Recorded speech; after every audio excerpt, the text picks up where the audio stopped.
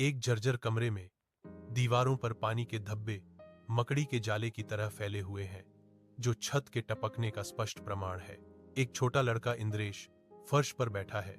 उसका चेहरा एक छोटे से तेल के दीपक की टिमटिमाती रोशनी से जगमगा रहा है। वह एक पुरानी फटी हुई किताब में पूरी तरह से लीन है, जिसके पन्ने दूसरी दुनिया का प्रवेश द्वार है। मंद रोशनी लंबी नाचती हुई परछाइयां डालती है, जो कमरे के क्षय और इंद्रेश के केंद्रित एकांत पर जोर देती है।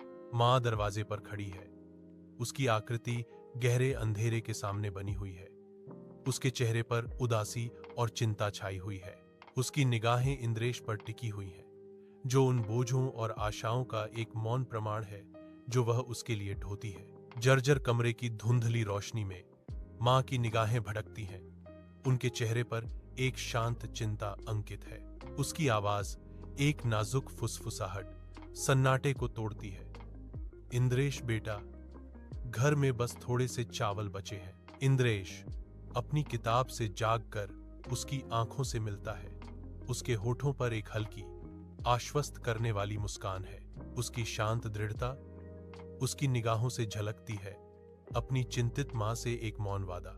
एक कम सुसज्जित कमरे में एक ही बल्ब की मंद रोशनी लंबी नाचती हुई परछाइयां डाल रही है, जो एक थकी हुई मां को उजागर कर रही है। इंद्रेश, एक युवक, उसके बगल में बैठा है। उसकी टकटकी स्थिर है, क्योंकि वह धीरे से अपना हाथ उसके कंधे पर रखता है। गहरे विश्वास से भरी उसकी आवाज वादा करती है, ये ठीक है मां, एक दिन मैं एक बहुत महत्वपूर्ण व्यक्ति बनूंगा। दुर्घटना के बाद के दिनों में वह अपने जीवन के हर पल को याद करता है, हर उस क्षण को जब वह अपने परिवार के साथ था। वह अपनी बात जारी रखता है। उसके शब्द मरहम की तरह हैं। मैं तुम्हें कभी दुख नहीं दूंगा।